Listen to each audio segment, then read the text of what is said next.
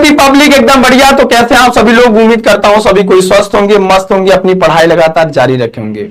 मैं हूं किशन पांडे और ये है आपका सबसे खूबसूरत और विश्वसनीय प्लेटफॉर्म। आज हम लोग फिजिक्स के पहले चैप्टर से शुभारंभ करने जा रहे हैं और ये चैप्टर्स हम पूरे एक वन शॉट में पढ़ने की कोशिश करेंगे। और पहला चैप्टर थोड़ा सा ज्यादा मार्क्स का पूछा जाता है और पहला चैप्टर जो होता है बहुत बेसिक होता है फिजिक्स का। आपके पहले चैप्टर्स को बहुत ईमानदारी के साथ आराम से चैप्टर्स टॉपिक वाइज पढ़ेंगे, है ना, पहले चैप्टर्स को। तो चैप्टर्स का नाम है आपका इलेक्ट्रिक चार्जेस एंड फील्ड के बारे में।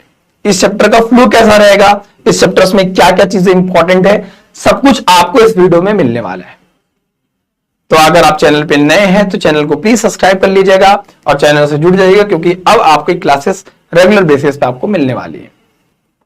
तो सबसे पहले अगर हम चर्चा करें इलेक्ट्रिसिटी, तो आज हम इलेक्ट्रिसिटी आज से स्टार्ट करने जा रहे हैं। इलेक्ट्रिसिटी को हम कैसे कैसे खत्म करेंगे, हम इस बात को चर्चा कर लेते हैं। इलेक्ट्रिसिटी के मेनली दो ब्रांच हैं, एक है इलेक्ट्रोस्टैटिक्स और एक है इलेक्ट्रिक कंडक्शन। दो पार्ट्स में डिवाइड है आपका ये यूनिट पूरा। इलेक्ट्रिसिटी का मतलब द स्टडी ऑफ चार्ज। ये साइंस का एक ऐसा ब्रांच है जिसमें हम study of charge, that is called electricity. Study of charge यानी कि हम चार्ज के बारे में स्टडी करेंगे, है ना। पहले चार्ज को हम रेस्ट पे, पहले चार्ज को when charge at a rest, charge को एक जगह रेस्ट पे रख कर उसके बारे में हम स्टडी करेंगे कि चार्ज की फील्ड क्या होगी, चार्ज की फील्ड की इंटेंसिटी क्या होगी, बहुत ढेर सारी चीजों को स्टडी करेंगे। और जब चार्ज रेस्ट पर होगा तो उसे हम कहते हैं इलेक्ट्रोस्टैटिक्स, यानी कि ये सबसे पहला आपका यूनिट स्टार्ट होता है।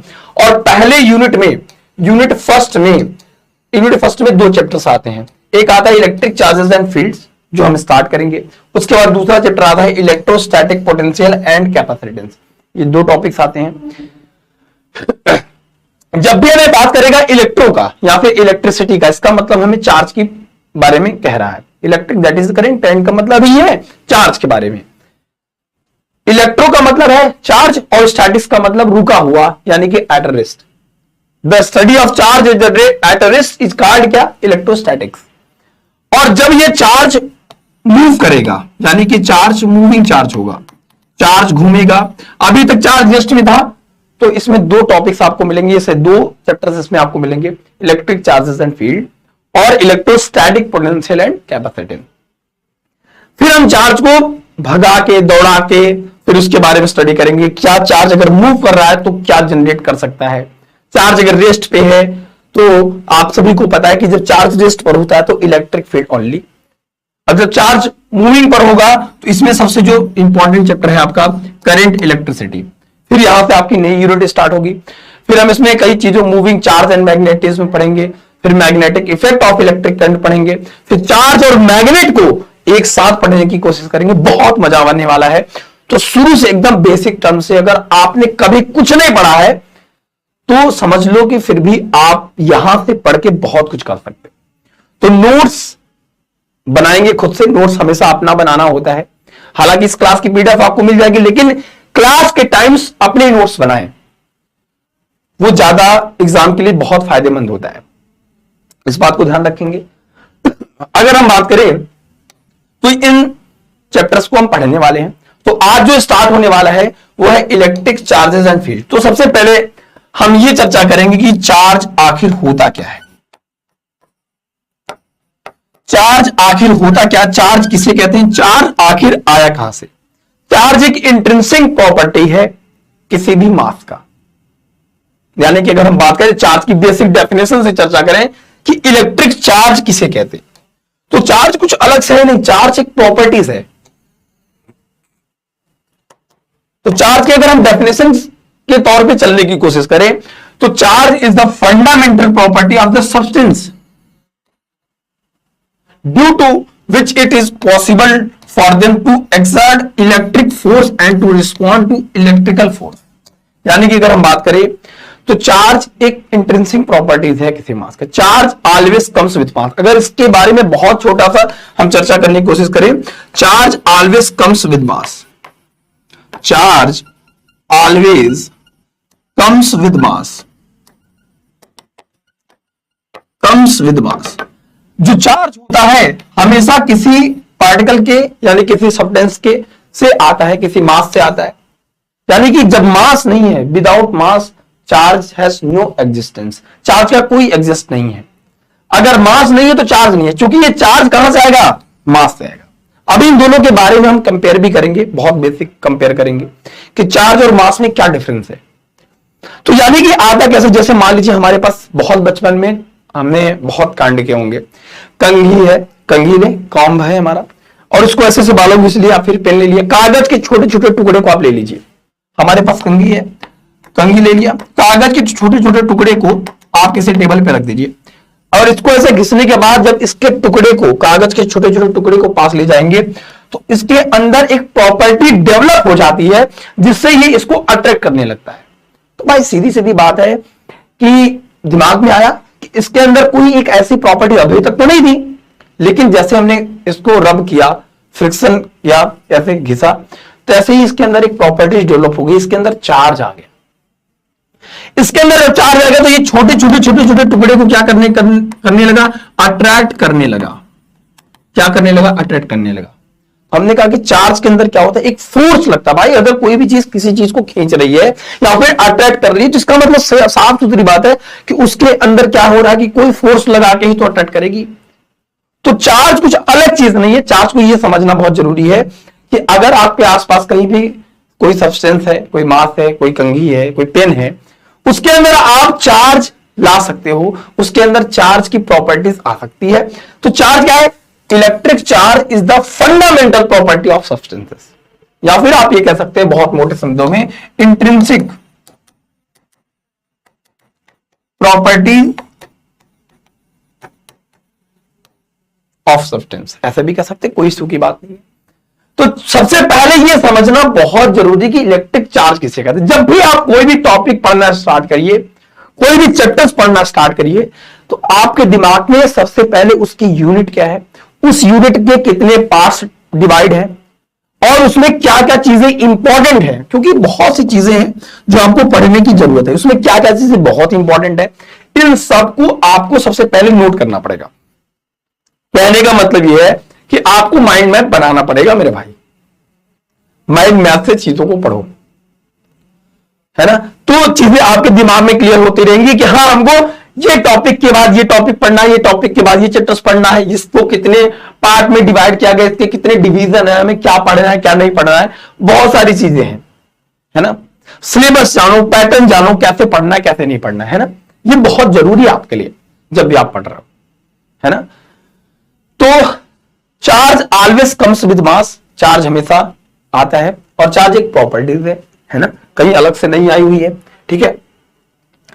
फिर अगर हम बात करें कि क्या चार्ज के अलग अलग टाइप हो सकते हैं, कभी कभी कहते हैं कि चार्ज, इस पे नेगेटिव चार्ज है, इस पे पॉजिटिव चार्ज है, ये न्यूट्रल है। तो आइए उसको थोड़ा सा समझने की और डिफाइन करने की कोशिश करते हैं कि काइंड्स ऑफ चार्ज कितने होते हैं भाई। अब इलेक्ट्रॉन थ्योरी ऑफ इलेक्ट्रिफिकेशन के बेसिस पे चार्ज भाई तीन टाइप के, एक इलेक्ट्रॉन, एक प्रोटॉन और एक न्यूट्रॉन। इलेक्ट्रॉन को ही फंडामेंटल चार्ज कहा जाता है, एक इलेक्ट्रॉन को ही फंडामेंटल चार्ज कहा जाता है, फंडामेंटल चार्ज कहो चाहे इलेक्ट्रॉन कहो, और एक इलेक्ट्रॉन पर जो चार्ज पाया जाता है वो 1.6 इंटू 10⁻⁻19 कूलाम का चार्ज पाया जाता है। कितना माइनस में पाया जाता है। जब हम प्रोटॉन की बात करते हैं तो प्लस लगा देते हैं, बस इतनी सी बात है ना। इसमें कई ढेर सारी चीजें हैं, अभी हम आपको एक एक चीज बताते हैं। हम कब किसी भी पार्टिकल को कहेंगे इस पर नेगेटिवली चार्ज, यानी कि जब हम कब ऐसा कहेंगे किसी भी सब्सटेंस को, किसी भी मास को, हम ये कब कहेंगे कि उस पर नेगेटिवली चार्ज पार्टिकल है, उस पर पॉजिटिवली चार्ज पार्टिकल है, या फिर उस पर न्यूट्रल पार्टिकल है। थोड़ा कंसेप्ट से समझिएगा, यहां पर डालिएगा नोट करके कॉपी में जो चीजें आपको कंफ्यूज करती हैं। कंसेप्ट यह है कि कोई पार्टिकल आप हमने क्या काम किया, हमने तीन चीजें ले ली बेसिक में, आराम से समझिए सुकून से, ठीक है। हमने तीन चीजें ले ली, यानी कि ये तीन सब्सटेंस है हमारे पास, आराम से सुकून समझिए, ठीक है। अगर हम कब किसको पॉजिटिव कह देंगे कि ये इस पे पॉजिटिवली चार्ज है, तब हम कहेंगे कि ये नेगेटिव चार्ज है, और कब हम कहेंगे कि ये न्यूट्रल है। ये तीन चीजें बहुत जरूरी है ना। कब हम कहेंगे कोई पॉजिटिव है, कब कहेंगे हम नेगेटिव है, और कब कहेंगे कि क्या है वो न्यूट्रल है। समझने वाली बात है कि अगर मैं आपसे ये कह दूं कि अगर किसी भी सब्सटेंस पर पॉजिटिव चार्ज की संख्या ज्यादा, यानी कि अगर हम बात करें इलेक्ट्रॉन पे आपको पता है कि नेगेटिव चार्ज होता है, और प्रोटॉन पे क्या होता है मेरे भाई, पॉजिटिव चार्ज होता है। प्रोटॉन को हम स्मॉल p से लिख सकते हैं, इलेक्ट्रॉन को हम e से लिख सकते हैं, न्यूट्रॉन को हम m से लिख सकते हैं, न्यूट्रॉन, आराम से, कोई इश्यू की बात नहीं है। अब आपको मैं बता दूं कि अगर किसी भी सब्सटेंस में प्रोटॉन की संख्या इलेक्ट्रॉन से ज्यादा हो जाए, यानी कि पॉजिटिव चार्ज ज्यादा हो जाए, जब पॉजिटिव चार्ज ज्यादा होगा, यानी कि या फिर हम ये कह सकते हैं कि जब भी किसी भी पार्टिकल पे इलेक्ट्रॉन की संख्या कम हो जाए, तो हम वो कह देंगे कि वो सब्सटेंस कैसा है, पॉजिटिवली चार्ज्ड है। अगर किसी पे भी इलेक्ट्रॉनों की संख्या प्रोटॉन से ज्यादा हो जाए, तो हम ये कहेंगे कि ये चार्ज कैसा है, ये जो सब्सटेंस है हमारा, ये जो मास है वो कैसा है, वो निगेटिवली चार्ज्ड है। अगर सबसे इंपॉर्टेंट इस आता है कि क्या अगर हम किसी भी पार्टिकल को, किसी भी सब्सटेंस को, किसी भी मास को हम ये कब कह सकते हैं कि वो न्यूट्रल है। न्यूट्रल का मतलब है कि उसमें इलेक्ट्रॉन और प्रोटॉन की संख्या इक्वल है। इसका मतलब उसमें जितने पॉजिटिव चार्ज हैं उतना उस पे नेगेटिव चार्ज है। इसका ये मतलब बिल्कुल है, न्यूट्रल का मतलब उसमें चार्ज, न्यूट्रल का मतलब चार्ज तो है, न्यूट्रल का मतलब उस पर चार्ज तो है, लेकिन जितना इलेक्ट्रॉन है उतना ही प्रोटॉन है। यह बात जाननी बेहद जरूरी है आपके लिए। ये बहुत बेसिक कंसेप्ट है। ये जितना बेसिक आपका स्ट्रांग हो उतना ज्यादा आपको आगे के चैप्टर्स में बहुत मजा आएगा, है ना। तो एकदम भरोसा रखिए, आराम से सुकून से पढ़ते रहिए, नोट्स बनाते रहिए, सिलेबस आपका पूरा कंप्लीट हो जाएगा। अब इससे कोई इश्यू की बात नहीं है। तो हम ये कह सकते हैं बड़े आराम से कि अगर इलेक्ट्रॉन की संख्या प्रोटॉन से कम होगी तो हम कह देंगे उस पर पॉजिटिव चार्ज है। अगर इलेक्ट्रॉन की संख्या ज्यादा होगी प्रोटॉन से तो हम कह देंगे उस पर नेगेटिवली चार्ज पार्टिकल है। अगर हम ये कह देंगे न्यूट्रल का मतलब ये बिल्कुल नहीं है, उस पर चार्ज नहीं, उस पर चार्ज तो है लेकिन जितना इलेक्ट्रॉन है उतना ही प्रोटॉन है, बात खत्म। चलिए अब इसके आगे वाले पहलू पे चलते हैं, ठीक है, धीरे धीरे चीजों को बढ़ाते हैं। अब बात आता है कि method of electrostatic charge. Charge को हम कितने तरीकों से प्रोड्यूस कर सकते हैं, अगर हम बात करें तो मेथड ऑफ चार्जिंग का कितने तरीके हो सकते हैं। तो मेथड ऑफ चार्जिंग के 3 तरीके हैं बेसिकली। एक होता है बाय फ्रिक्शन, एक होता है बाय इंडक्शन और एक होता है बाय कंडक्शन। हमारे पास देयर आर 3 टाइप्स ऑफ, 3 तरीके हैं। चार्जिंग बाय फ्रिक्शन, अभी हमने आपको बताया कि चार्जिंग बाय फ्रिक्शन कब होता है, जब आप किसी 2 बॉडी को रब करते हो। क्या करते हैं, अगर हम इसके बारे में बात करें कि चार्जिंग बाय फ्रिक्शन कब होता है, जब हमने कहा कि आप अपने बालों में कंघी को घिसो और कागज के छोटे छोटे टुकड़े को उसके समीप ले जाओ तो वो अट्रैक्ट करने का, या फिर आपके पास स्केल हो, बहुत ढेर सारे तरीके हैं आपके पास। तो फ्रिक्शनल का मतलब क्या होता है, फ्रिक्शनल तभी लगता है कि जब 2 बॉडी आपस में कांटेक्ट में आती है, तभी तो फ्रिक्शनल लगता है। तो ये फ्रिक्शनल इलेक्ट्रिसिटी की प्रिंसिपल पर बेस्ड है। अगर हम बात करें तो the electricity produced on the rubbing 2 bodies, अगर 2 बॉडी को आपस में ऐसे घिसते हैं, आप भी सोचो अपने हाथ को ऐसे ऐसे घिसते हो तो गर्म हो जाता है। ऐसे जब इसको किसी भी बाल में या फिर किसी भी टॉवल ले लिया, सिल्क का कपड़ा ले लिया, उसको ऐसे घिसा आराम से, तो उसके अंदर चार्ज क्या हो जाएगा, डेवलप हो जाएगा विद ईच अदर। जैसे by friction is known as the frictional electricity. We have lots of example in our daily life of frictional electricity.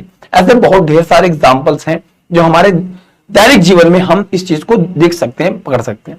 भाई सीधी सीधी बात है, अगर हम फिजिक्स की ही चर्चा करें आपसे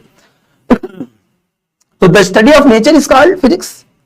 नेचर को ही हम पढ़ रहे हैं, आसपास के आपके आसपास जितने भी नेचर से जुड़ी चीजें हैं, उसमें जितने भी इवेंट्स हो रहे हैं वगैरह वगैरह डिफरेंट टाइप्स का, उसी को तो हम कहते हैं फिजिक्स है। तो उसको आराम से हम पढ़ सकते हैं। ऐसे बहुत सारे एग्जांपल्स हैं जो आपके दैनिक जीवन में यानी कि डेली लाइफ में आप इस चीज को यूज कर सकते हैं, ऐसे पढ़ सकते हैं आराम से। अब इसके आगे हम चर्चा कर लेते हैं। ये तो होता है चार्जिंग बाय द फ्रिक्शन। फिर आता है चार्जिंग बाय द कंडक्शन और चार्जिंग बाय इंडक्शन। आराम से समझिए, दोनों बहुत सरल तरीका है। अगर मैं कहूं when a conducting body, body कैसी कंडक्टिंग, कंडक्टिंग बॉडी का मतलब है जिसमें चार्ज आराम से फ्लो कर सकता है, चार्ज आसानी से रह सकता है ना, is touched by the charge body. अगर हमारे पास कोई चार्ज बॉडी है, कोई बॉडी चार्ज कब होगी, अभी हमने बताया कि चार्जिंग बॉडी किसे कहते हैं और चार्ज बॉडी कब कही जाएगी, ये बात अभी हमने आपको बताई कि अगर जैसे बॉडी रखा हुआ है इसको चार्ज करना है, ये चार्ज बॉडी कहलाएगी। यानी कि इस पे ये देखो पॉजिटिव जैसे है, मान लो ये हमारे पास रॉड है, सोचो, ठीक है। Charge of the charge body moves to the conducting body, हमारे पास कोई कंडक्टिंग बॉडी है, ठीक है। हमने क्या काम किया, जब हम इसको टच कराए तो इसमें से अगर ये चार्जिंग बॉडी था और ये कंडक्टिंग बॉडी था, तो जब हमने इसको टच करा दिया तो जैसे हम इसको टच कराया, इसके सरफेस से इसको टच कराया तो इसका चार्ज इसमें चला आया।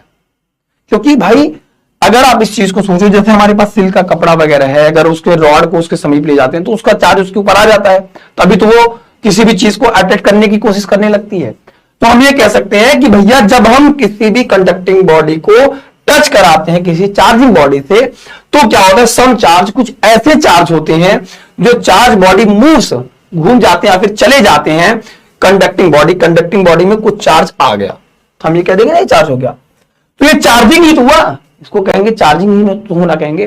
तो चार्जिंग भाई कैसे होगा, चार्जिंग भाई कैसे हो जाएगा, conduction, and spreads on its surface, और उसके सरफेस पर फैल जाती है। In this way the conductor becomes the charge, ऐसे कंडक्टर हम कह देंगे वो चार्ज हो गया। आराम से सोचो, बहुत प्रैक्टिकली आप आराम से इस चीज को सोच सकते हो, समझ सकते हो कि हमारे पास कोई चार्जिंग बॉडी थी, कोई कंडक्टिंग बॉडी उसके पास लाए थे, उसमें से चार्ज निकल के उसमें दूसरे पे चला गया, तो हमने कह दिया कि ये क्या है, चार्जिंग बाय द कंडक्शन हो गया। अब इसके just opposite charging by the induction. Induction का मतलब होता है इंड्यूस्ड होना। इंड्यूस्ड का मतलब होना, अगर हम बहुत शुद्ध भाषा में बात करें तो प्रेरित होना, दैट इज प्रेरित। प्रेरित का मतलब क्या है कि देखो, जैसे अभी सेल्फ इंडक्शन, म्यूचुअल इंडक्शन, ये आपके अगली चैप्टर्स में है, इसको हम आगे बहुत अच्छे से पढ़ेंगे। लेकिन चार्जिंग बाय इंडक्शन का क्या मतलब है कि in this method the charge of opposite nature can be produced in a conductor without touching it. यानी कि अगर हम बात करें, अभी तक क्या था कि इस चार्जिंग बॉडी को, ये हमारे पास चार्जिंग बॉडी थी,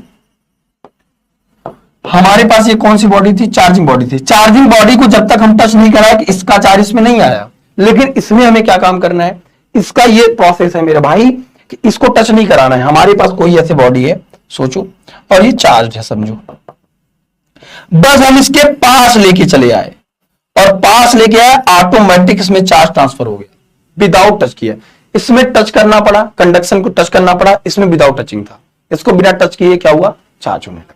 तो हम इस चीज को कह दिए भैया कि charging by induction can be explained by the following. बहुत से ढेर सारे एग्जांपल है जहां से हम चार्जिंग बाय इंडक्शन को समझ सकते हैं। ऐसे जैसे अर्थिंग भी है, अर्थिंग भी हमारा क्या है कि जैसे ये चार्ज लगा हुआ है, ठीक है, इस पे कंडक्टर पे चार्ज है, चार्ज ट्रांसफर होगा। अब इसको हमने अर्थ मतलब धरती माता से कनेक्ट कर दिया, ठीक है। वैसे मैं आपको एक बात बता देता हूं, अभी पहले इसको समझ लेते हैं, ठीक है। अर्थिंग लगा देते हैं, तो अगर इस पे पॉजिटिव चार्ज है तो हमारे अर्थ को लगभग इनफाइनाइट चार्ज का रिसोर्स माना जाता है, सोर्स माना जाता है, किसको, हमारे अर्थ को। तो जैसे इसमें पॉजिटिव चार्ज है तो पॉजिटिव चार्ज इसमें से निकल के धरती माता में चला जाएगा। और चार्जिंग बाय जो इंडक्शन है, it is not include in your syllabus. हम जब आपको पढ़ाएंगे, अभी जरूरी आपके कंसेप्ट के लिए बहुत इंपॉर्टेंट था, इसलिए मैं पढ़ा रहा हूं, थोड़ा सा जानकारी जरूरी है, लेकिन it is not include in your syllabus. इस टाइम आपके सिलेबस में नहीं, लेकिन पढ़ना बहुत इंपॉर्टेंट है, क्योंकि it is important for your competitive examination. तो इस बात का भी ध्यान रखेंगे, ठीक है। चलते हैं फिर इसके आगे, धीरे धीरे बढ़ने का प्रयास करते हैं। फिर अब हम बात कर रहे हैं इलेक्ट्रिक चार्ज, चार्ज कहां से आया, तो फिर आता है कि charge is a physical quantity. अब चार्ज के बारे में थोड़ा सा पढ़ना जरूरी है, क्योंकि चार्ज क्या होता है, चार्ज आया कहां से, ये सब वगैरह वगैरह हमने बहुत कुछ चीजें पढ़ ली, ठीक है। चार्ज के बारे में,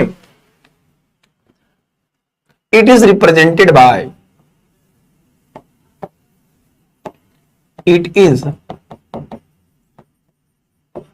represented by q. Q equal to क्या होता है मेरे भाई, क्यू इक्वल टू क्या होता है, आई इंटू टी होता है।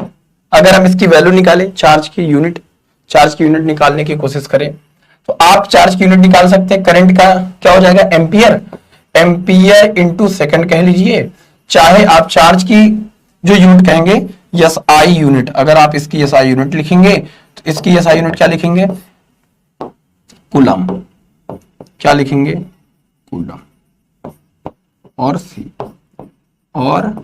ठीक है। कूलम होता है या फिर एम्पियर इंटू सेकेंड होता है, आराम से लिख सकते हैं, Q equal two ampere into second, ठीक है। इतनी बात सभी को क्लियर है। It is a scalar quantity, it is scalar quantity, और इसके बारे में जो सबसे महत्वपूर्ण बात है, डायमेंशन फार्मूला, ठीक है। चौथा पॉइंट डाल के लिखेंगे, नोट करेंगे, dimension formula of charge, dimension formula of charge. Charge का डायमेंशन फार्मूला क्या होगा, Q इक्वल टू आई होता है, एम्पियर को लिखेंगे कैपिटल A और इसको लिख देंगे T, तो इसका जो आएगा टाइम को लिख सकते हैं T से, ये आ गया AT, ये इसका डायमेंशन फार्मूला होगा, इसको नोट कर लेंगे। देखो सबसे पहले यही तरीका होता है कि किसी भी टॉपिक को अगर हम पढ़ रहे हैं अपन लोग, तो वो सबसे बेहतर तरीका होता है कि सबसे पहले हम उस टॉपिक के डेफिनेशन को लिखें, उसके बारे में जाने कि कहां से आया, क्यों होता है, इसका हमारे डेली लाइफ से क्या कोई कनेक्शन है, अगर कनेक्शन है तो कैसा कनेक्शन है, उसके बाद उसको किस चीज से रिप्रेजेंट करते हैं, उसका फार्मूला क्या होता है, उसका एसआई यूनिट क्या होती है, उसका डायमेंशन फार्मूला क्या होता है, तब जाके उसके बारे में कंप्लीट डिटेल्स आके निकलती है, ठीक है। तो इसका स्क्रीनशॉट ले लेंगे, फिर हम इसके आपको आगे बढ़ाने का प्रयास करेंगे, ठीक है। तो फिर आता कि प्रॉपर्टीज ऑफ चार्ज। चार्ज में कई ढेर सारी प्रॉपर्टीज है, एक पॉजिटिव चार्ज है और एक हमारे पास कैसा चार्ज है, नेगेटिव चार्ज है। प्रॉपर्टीज ऑफ चार्ज के बारे में अगर चर्चा करें कि अगर चार्ज सेम नेचर का है, सेम नेचर जैसे दो पॉजिटिव चार्ज एक दूसरे को अट्रैक्ट करते हैं, अगर जैसे दो पॉजिटिव चार्ज हैं तो एक दूसरे को क्या करेंगे, रिपेल करेंगे, सॉरी, ठीक है। ये एक दूसरे को एक फोर्स लगा के रिपेल करेंगे। अगर इनका नेचर सेम है, दोनों पॉजिटिव चार्ज हैं तो रिपेल टू ईच अदर, अगर एक दोनों नेगेटिव हैं फिर भी एक दूसरे को क्या करेंगे, रिपेल करेंगे। अगर हमारे पास, ठीक है, अगर हमारे पास क्या है मेरे भाई, अगर हमारे पास एक पॉजिटिव चार्ज है और एक नेगेटिव चार्ज है तो ये एक दूसरे को अट्रैक्ट करने की कोशिश करेंगे, क्या करेंगे, अट्रैक्ट टू ईच अदर। ये चार्ज की प्रॉपर्टीज होती है। अगर किसी भी सब्सटेंस पे, किसी भी पार्टिकल पे दो पॉजिटिव चार्ज हैं, एक दूसरे को क्या करेंगे, रिपेल करेंगे। अगर नेचर अपोजिट है तो अट्रैक्ट करने की कोशिश करेंगे, ठीक है। तो जब अट्रैक्ट करेंगे और रिपेल करेंगे, इस बात को ध्यान रखेंगे, जब एक दूसरे को अट्रैक्ट करेंगे तो रिपेल करेंगे तो कोई फोर्स लगाएंगे, और उस फोर्स के बारे में बताया किसने, कूलम्स ने। इसके बारे में जब कूलम्स ने बताया तो इसीलिए अब हम इसके बाद क्या पढ़ेंगे, कूलम्स लॉ। कूलम्स ने बताया कि अगर दो चार्ज को कुछ डिस्टेंस पर रख दिया जाए तो उनके बीच फोर्स एक्ट करता है, वो फोर्स ऑफ अट्रैक्शन हो सकता है, वो आप फोर्स ऑफ रिपल्सन हो सकता है। इस बारे में किसने बताया, कूलम्स ने बताया। तो आइए सबसे पहले उस पर चर्चा कर लेते हैं आराम से, है ना। कूलम्स ने बताया इसके बारे में कि फोर्स ऑफ अट्रैक्शन और फोर्स ऑफ रिपल्सन के बारे में किसने बताया, कूलम्स ने बताया। तो अब हमें एक दो चीजों को पढ़ना है। पहले आप चार्ज पढ़ लिए, चार्ज की प्रॉपर्टीज पढ़ लिए, अब एक चीज और बचा है, क्वांटाइजेशन ऑफ चार्ज। क्या होता है क्वांटाइजेशन ऑफ चार्ज, उसके बाद हम क्या पढ़ेंगे मेरे भाई, कूलम्स लॉ, ठीक है।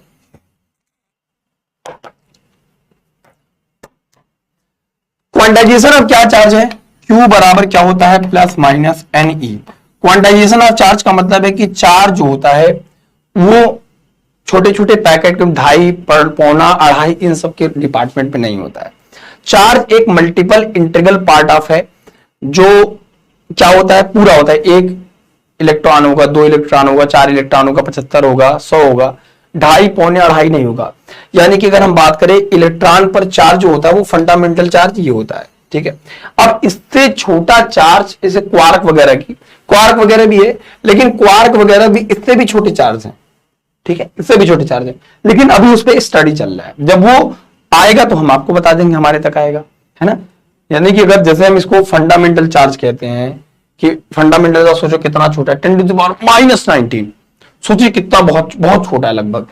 तो जब हम इसको कह सकते हैं इतना छोटा है बेचारा।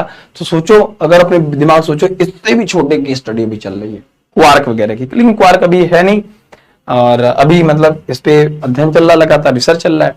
अगर ये आ जाता है तो फिर हम आप तक पहुंचाते रहेंगे, है ना। आराम से पढ़ते रहिए, मतलब ऐसा कुछ भी आपको छोड़ेंगे नहीं, सब बताएंगे, है ना, आराम से। तो द क्वांटाइजेशन का मतलब ही होता है क्वांटा के रूप में, एक पैकेट के रूप में, एक छोटे छोटे बंडल के रूप में, एक इंटीग्रल पार्ट्स के रूप में of electric charge means that the total charge on a body can only the sum integral multiple of the elementary charge where equal to इतना, यन क्या है, multiple integral part of the charge. ठीक है, तो इसका स्क्रीनशॉट ले लेंगे, फिर हम इसके आगे बढ़ने का प्रयास करेंगे। ठीक है भैया, यहां तक सभी को क्लियर हो गया। ठीक है, यानी कि जो चार्ज होगा तो वो 1 इलेक्ट्रॉन हो सकता है, 2 इलेक्ट्रॉन हो सकता है, 3 इलेक्ट्रॉन, ऐसे तुम्हारे नानी घर तक हो सकता है। यानी कि वेयर अगर हम बात करें यानी कि वैल्यू, तो 1 2 3 4 up to 1, that is the, ठीक है, आराम से लिख लेंगे 1 2 3 4 अप टू 1। ठीक है, इस पे आपका मैं बता देता हूं, इस पे आपका बहुत बेसिक न्यूमेरिकल बनता है, बेसिक न्यूमेरिकल इस टॉपिक पर आपका बनता है।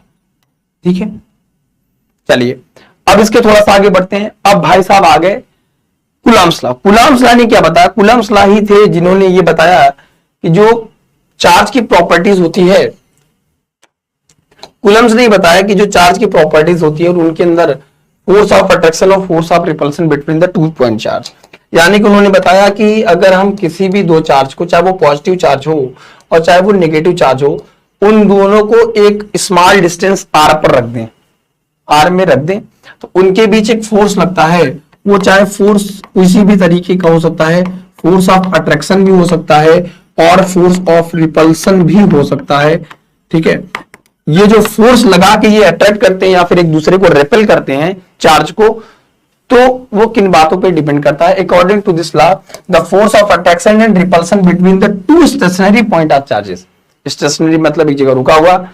ठीक है, the directly proportional to the product of magnitude of their charge. अगर हम इसकी बात करें, F is directly proportional to Q1 and Q2, equation first.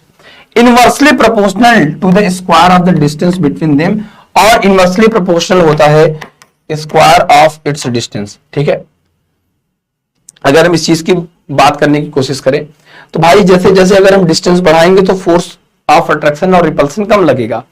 जैसे दो गर्म आदमी हैं, दो गर्म मिजाज के आदमी हैं, सोचो बुद्धि से, अगर उनको बहुत पास में रखोगे तो वो ज्यादा लड़ेंगे झगड़ेंगे, बहुत दूर रख दोगे तो झगड़ा शांत कम होगा, आवाजें कम जाएंगी, बोलेंगे कम, नहीं रहेंगे तो नहीं देखेंगे आंख से तो झगड़ा नहीं होगा। और इसके साथ भी है कि अगर डिस्टेंस बढ़ाते जाएंगे तो फोर्स क्या होगा?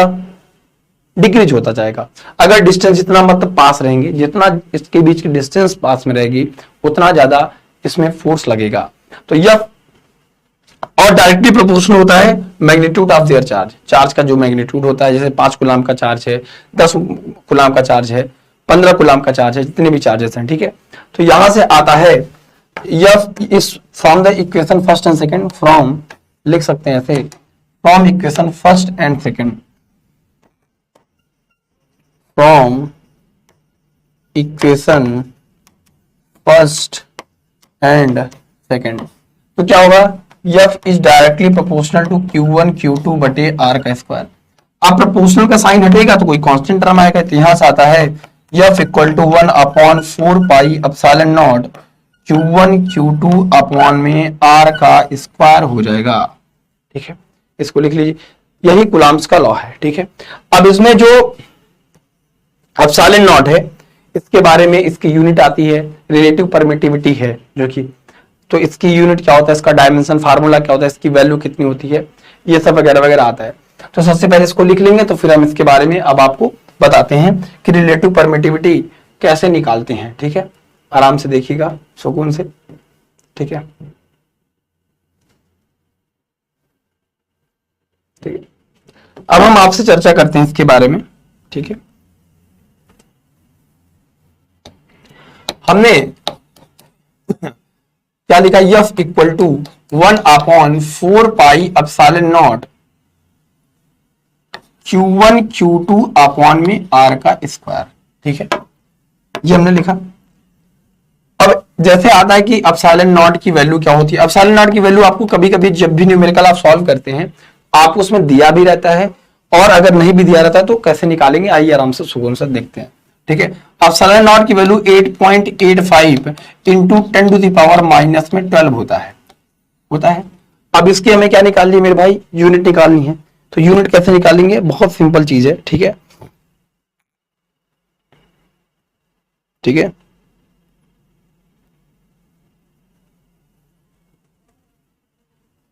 ठीक है कैसे निकालेंगे, अब एप्सिलॉन नॉट को इधर ही रख दो, बाकी इसको इधर फेंक दो उठा के, 1 बटे कितना हो जाएगा 4 pi into F Q1 Q2 upon में R का स्क्वायर। एप्सिलॉन नॉट के कितना कैसे निकालेंगे यूनिट, ध्यान से देखिए। Q क्या है, कुलाम है, चार्ज है, कुलाम है, कुलाम का स्क्वायर हो गया अपॉन इसको क्या कहेंगे न्यूटन, इसको कहेंगे मीटर का स्क्वायर। ये यूनिट आएगी कुलाम का स्क्वायर पर न्यूटन मीटर का स्क्वायर, तो लिखेंगे कुलाम का स्क्वायर पर न्यूटन मीटर का स्क्वायर, ये इसकी क्या हो गई, यूनिट आ गई, ठीक है। अब फिर इसको क्या कहते हैं ये भी लिख लो नोट करके, when epsilon naught equal to क्या कहते हैं, permittivity of free space, permittivity of free space, ठीक है। इसका कभी कभी यूनिट पूछ लिया जाता है आपके लगभग, और न्यूमेरिकल्स में कभी कभी एग्जामिनर की मूड पे है, इसमें आपको दिया नहीं दिया, और इससे रिलेटेड आपको बेसिक न्यूमेरिकल पूछे जाते हैं, ठीक है। यहां से रिलेटेड बेसिक न्यूमेरिकल आपके आते ही आते हैं, ठीक है, याद रखेंगे इस चीज का, स्क्रीनशॉट ले लेंगे, ठीक है। अब हम चलते हैं थोड़ा सा आगे बढ़ने का प्रयास करते हैं। अगर आपको इसका डायमेंशन फार्मूला भी निकालना है तो आप निकाल सकते हैं आराम से, अगर निकालने का आपका मूड हो तो डायमेंशन फार्मूला देखिए, हमने कहा था डायमेंशन फार्मूला निकालना आसान है अगर आपको उसके बारे में क्या पता चल जाए, उसकी यूनिट पता चल जाए। तो अब कुलाम है, कुलाम का स्क्वायर कैसे निकालेंगे, dimension formula of permittivity of free space. अब सोचो इसका क्या है 80, तो 80 हो जाएगा चार्ज है कुलाम का, ए स्क्वायर क्या हो जाएगा, टी स्क्वायर हो जाएगा अपॉन में क्या काम करेंगे, न्यूटन है, फोर्स का क्या हो जाएगा MLT की पावर माइनस में 2 हो जाएगा, मीटर का स्क्वायर क्या हो जाएगा L2 हो जाएगा। आराम से सोचो, T की पावर -2 है, ऊपर चला जाएगा, आराम से देखो, ये m ऊपर जाएगा, m की इनवर्स, L की पावर -3, T की पावर 4, A की पावर 2, यही आएगा। m ऊपर चला जाएगा, m इनवर्स, L 3 हो गया, L की पावर -3, T की पावर 2 ऊपर चला जाएगा, T की पावर 4 हो जाएगा, A का स्क्वायर, यही क्या हो जाएगा इसका डायमेंशन फार्मूला, ठीक है।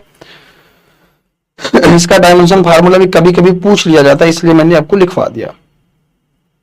डन है, आगे बढ़ सकता हूं मैं,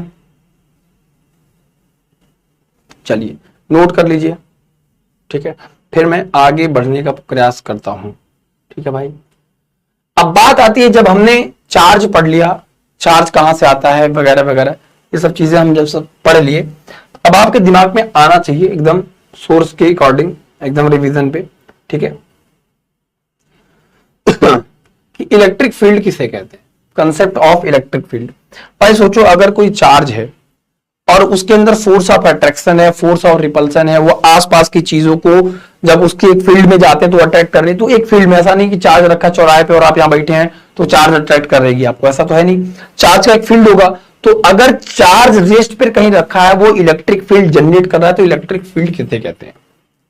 When charge is at rest, it produce electric field only, it generate electric field only। तो इलेक्ट्रिक फील्ड आखिर किसे कहते हैं, सबसे पहले हेडिंग डालेंगे कंसेप्ट ऑफ इलेक्ट्रिक फील्ड, ठीक है।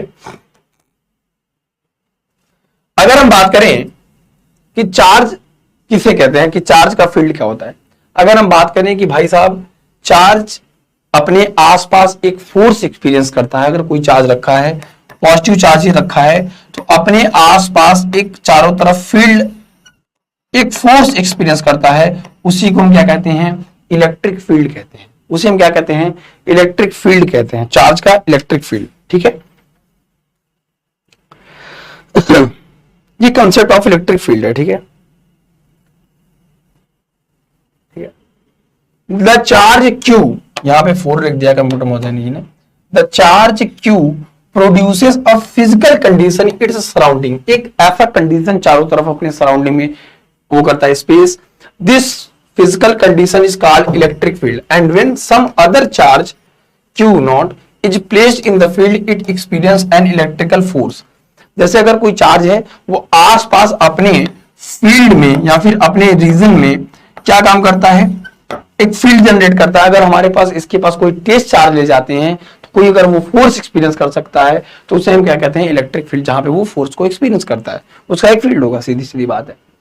फिर बहुत सबसे ज्यादा बच्चों को प्रॉब्लम होती, सर हमेशा हम बात करेंगे सोर्स चार्ज, टेस्ट चार्ज बोलते रहेंगे, तो टेस्ट चार्ज का सोर्स चार्ज अलग अलग है, बिल्कुल अलग अलग है।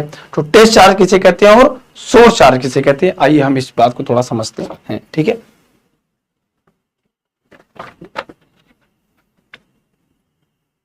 बिल्कुल परेशान होने की जरूरत नहीं है, एक बार में आपका ये पूरा चैप्टर्स खत्म हो जाएगा।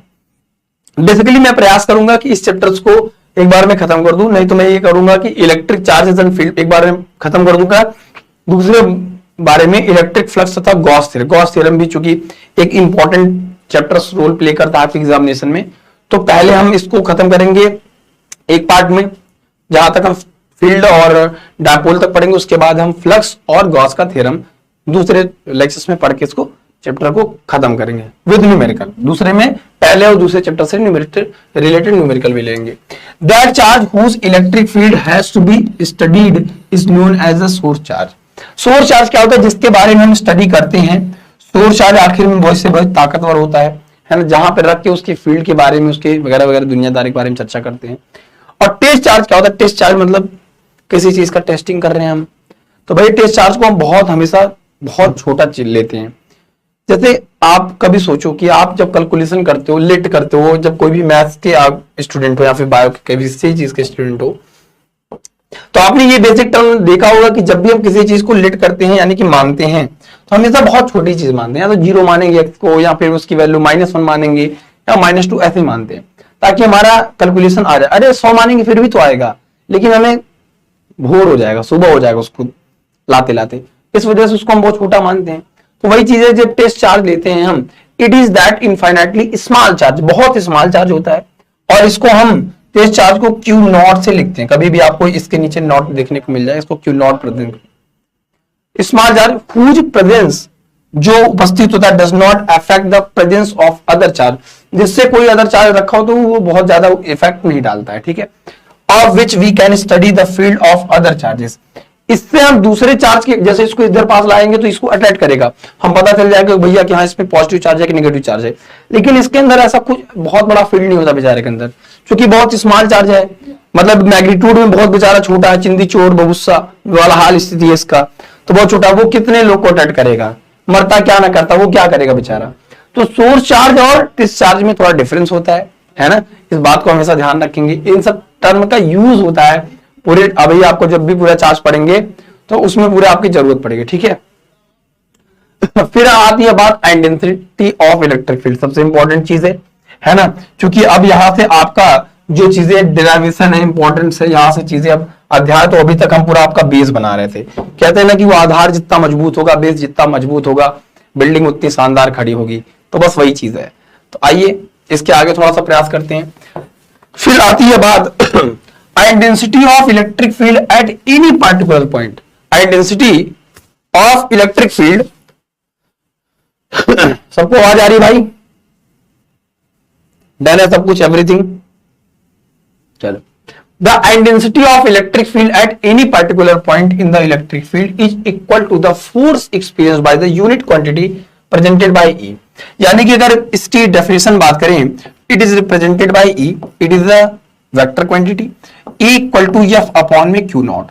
यानी कि अगर हम किसी भी यूनिट चार्ज को, इसका डेफिनेशन कैसे बना, अगर हम किसी भी यूनिट टेस्ट चार्ज को इनफाइनाइट से किसी भी पॉइंट पर, पर्टिकुलर एनी पॉइंट लाने पर जो फोर्स एक्सपीरियंस करेगा वो चार्ज, आपका सोर्स चार्ज, उसे ही हम इलेक्ट्रिक फील्ड इंटेंसिटी कहेंगे। इसका जो डायरेक्शन होता है हमेशा away from the positive charge, positive charge से बाहर की तरफ होता है। यानी कि जब भी आपको इंटेंसिटी ऑफ इलेक्ट्रिक फील्ड निकालना हो तो इसका जो डायरेक्शन होगा, अगर पॉजिटिव चार्ज लिखा है तो away from the positive charge, negative charge लिखा रहेगा तो भैया नेगेटिव चार्ज की तरफ, टुवर्ड्स द नेगेटिव चार्ज। यानी कि इसका जो डायरेक्शन होता है वो पॉजिटिव से नेगेटिव की तरफ होता है। It is a scalar quantity, नहीं, ये it is a vector quantity, ये वेक्टर क्वांटिटी है। तो इसका जो फार्मूला आता है इक्वल टू एफ अपॉन में क्यू नॉट, और यहीं से डेफिनेशन भी बनता है। ठीक है, इसीलिए कहता हूं कि फार्मूला अगर आपको याद रहे तो आप किसी भी फिजिक्स के किसी भी टॉपिक का डेफिनेशन अपने से बना के लिख सकते हैं, वो भी जेन्युइन तरीके से, कोई बड़ी बात नहीं है। ठीक है, ई बराबर एफ अपॉन क्यू नॉट हो गया। तो ई, अगर इसकी हम यूनिट की बात करें, डायमेंशन फार्मूले की बात करें, तो आइए यूनिट के बारे में एक बार चर्चा कर लेते हैं। यूनिट क्या होगा, फोर्स का क्या होगा, न्यूटन प्रति कूलम, ये इसका क्या हो गया, यूनिट हो गया। अगर आपको इसका निकालना है dimension formula of, dimension formula इसका क्या होगा, इसका डायमेंशन फार्मूला भैया क्या होगा, एम एल टी माइनस में 2, और ये क्या चार्ज है, चार्ज का क्या हो जाएगा, ए इंटू टी हो जाएगा, ए इंटू टी हो जाएगा। अब ये सोचो ऊपर चला जाएगा, यम यल ए की पावर माइनस में 1 टी की पावर माइनस में 3, और ये खत्म हो जाएगा, टाटा बाय बाय। ठीक है, तो इसको आराम से छाप लेंगे, फिर हम इसके आगे थोड़ा सा बढ़ने का प्रयास करेंगे। ठीक है, अब इसमें प्रूविंग आती है, electric field intensity due to the point charge. छोटी सी प्रूविंग है, बड़े आराम से समझ लेंगे, है ना, कोई बड़ी बात नहीं है। जैसे अगर हमारे पास कोई सोर्स चार्ज है और सोर्स चार्ज के पास अगर हम कोई सी कह रहे हैं ना electric field intensity due to the point charge, इसके बहुत ही स्मॉल डिस्टेंस पर अगर हम किसी भी, ये चार्ज है क्यू, एक टेस्ट चार्ज को रख दें, बड़े आराम से समझो, टेस्ट चार्ज को स्मॉल डिस्टेंस आर पे रख दें, तो भाई अगर ये टेस्ट चार्ज पॉजिटिव है तो इसको अट्रैक्ट करने की कोशिश करेगा, सिंपल सी बात है ना। तो बहुत सिंपल बात है, electric field intensity due to the point charge. ठीक है,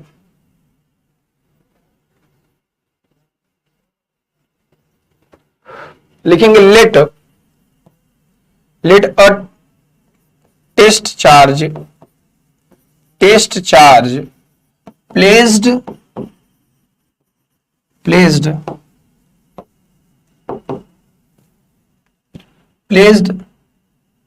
with distance small r from source charge, source charge से हमने क्या काम किया, आर डिस्टेंस पर किसी टेस्ट चार्ज को रख दिया। अब इसके बीच फोर्स लगेगा, है ना।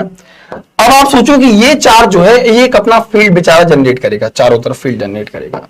जब ये फील्ड जनरेट करेगा तो किसी भी फोर्स को एक्सपीरियंस करेगा, ये भी बहुत अच्छी बात है। ये बात भी हमें बहुत अच्छे से पता है कि अगर कोई चार्ज हमने रखा है तो वो एक फोर्स भी एक्सपीरियंस करेगा उसके साथ, ऐसा तो है नहीं, है ना।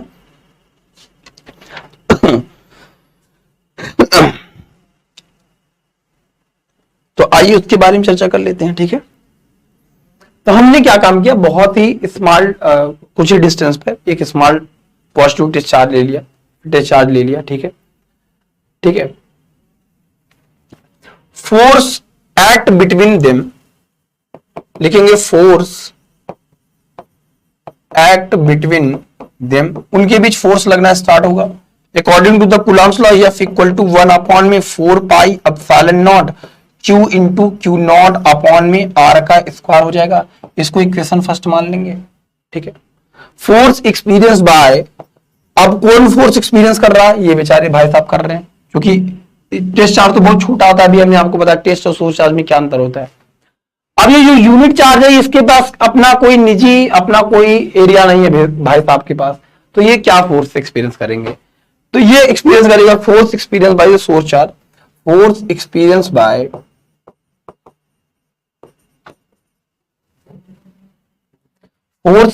बाय ठीक है,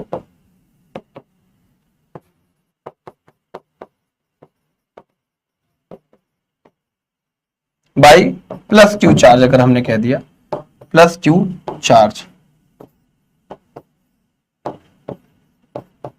इसकी प्रूविंग आती है। ठीक है, क्यू चार्ज क्या हो जाएगा, तो फोर्स एक्सपीरियंस करेगा तो उसकी फील्ड की इंटेंसिटी क्या होगी, E equal to F upon में क्यू नॉट होगी। हमें क्या निकालना है, electric field intensity, E equal to F upon Q. ये फोर्स एक्सपीरियंस कर रहा है बेचारा इसकी वजह से। तो यहां पे हम ये कर सकते हैं बड़े आराम से। यहां पे एक चीज कॉमन आएगी, क्या आएगी भाई साहब, putting the value of N in equation second, ऐसे कर सकते हैं, इसको सेकंड इक्वेशन मान ले, लिखेंगे पुटिंग द वैल्यू ऑफ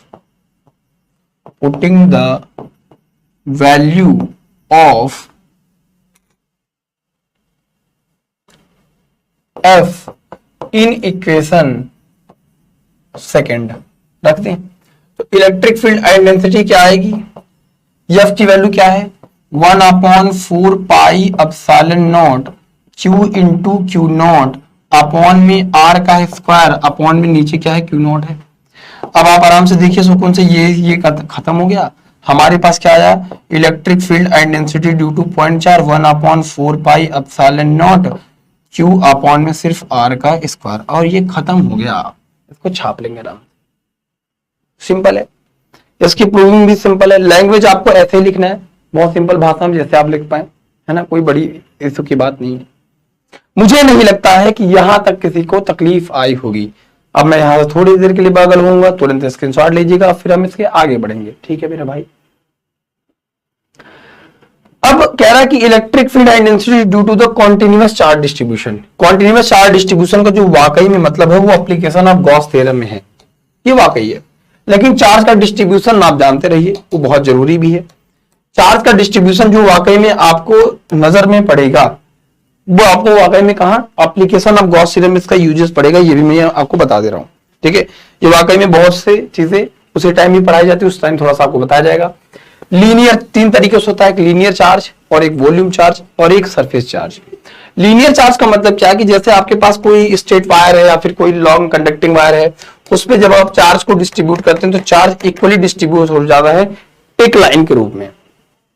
जैसे आप किसी वायर को देखते हैं, कोई पतली सी रॉड है, कोई पतला सा चीज है, उस पर जब आप चार्ज का डिस्ट्रीब्यूशन करोगे तो चार्ज का जो डिस्ट्रीब्यूशन होता है, ठीक है, तो चार्ज का जो डिस्ट्रीब्यूशन होता है वो इक्वली होता है। क्योंकि वो वायर है और कंडक्टिंग वायर है, तो उसमें जब चार्ज का डिस्ट्रीब्यूशन करते हैं तो वो इक्वली हर जगह क्या हो जाता है मेरे भाई, डिस्ट्रीब्यूट हो जाता है, ठीक है। इस बात का ध्यान रखेंगे। फिर अगर हम आपसे चर्चा करें तो लीनियर होगा और ये इस लेंथ पर होगा, किसी स्मॉल लेंथ पर होगा। It is represented by when a charge q is distributed uniformly over length L, then the charge of present on a per unit length पर जितना चार्ज क्या होगा, डिस्ट्रीब्यूट होगा, वो उसका लीनियर चार्ज डेंसिटी कहलाएगा। यानी कि इट इज रिप्रेजेंटेड बाय, लिखेंगे it is represented by lambda.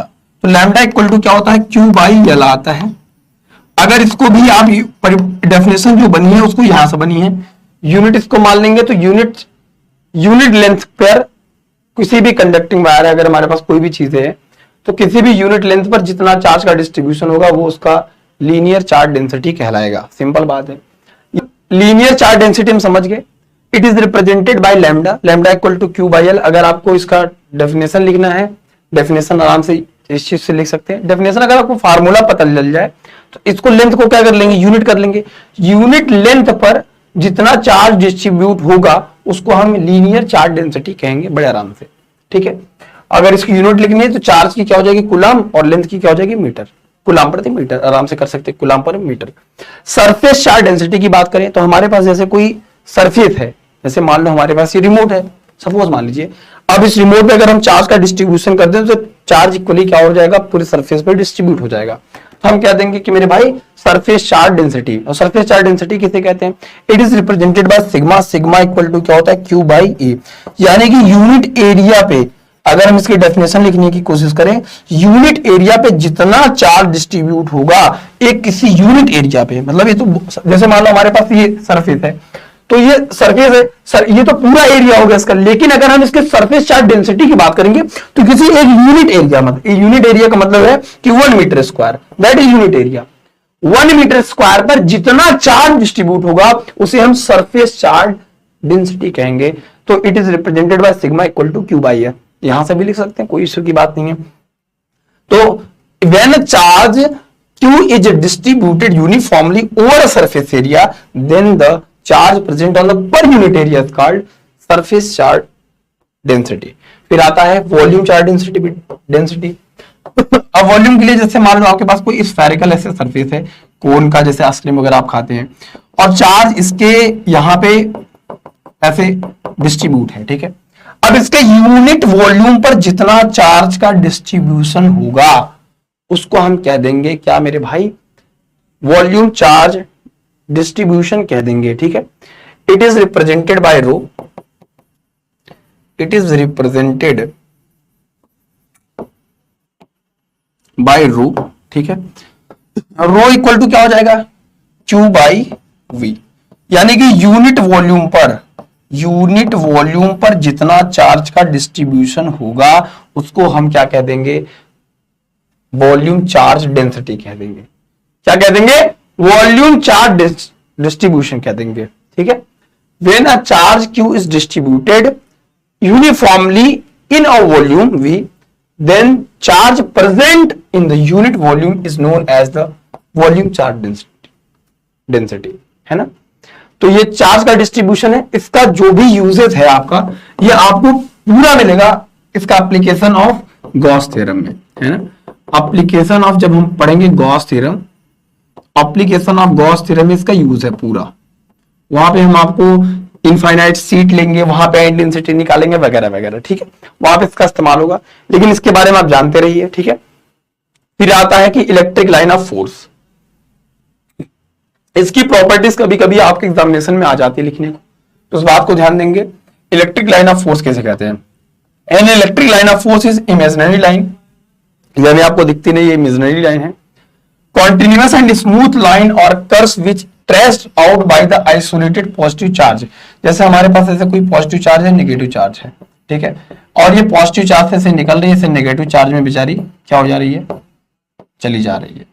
ये एक इमेजिनरी लाइन होती है, ठीक है, जो पॉजिटिव से निकलकर नेगेटिव में इंटर हो रही है।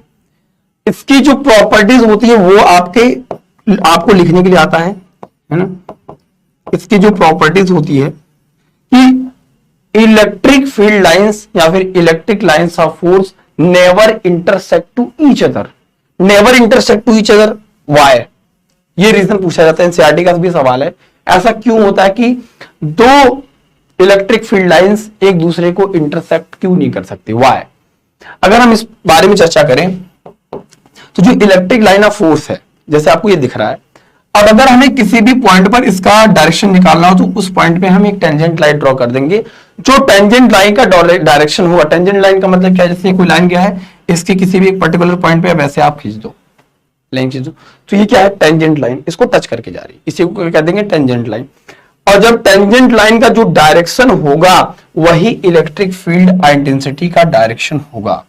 बट अगर ऐसा हो जाए कि ये फील्ड लाइन एक दूसरे को इंटरसेक्ट कर दें, तो आप सोचो इस पॉइंट पर एक टेंजेंट लाइन इधर ड्रॉ की जा सकती है और एक इधर ड्रॉ की जा सकती है, यानी कि एक पॉइंट पर दो इलेक्ट्रिक फील्ड इंटेंसिटी की डायरेक्शन होगी, जो कि इम्पॉसिबल है, जो कि इम्पॉसिबल है, कभी ऐसे हो ही नहीं सकता कि किसी भी एक पॉइंट पर फील्ड की दो डायरेक्शन हो, इलेक्ट्रिक फील्ड की दो डायरेक्शन हो, ऐसा कभी पॉसिबल ही नहीं है।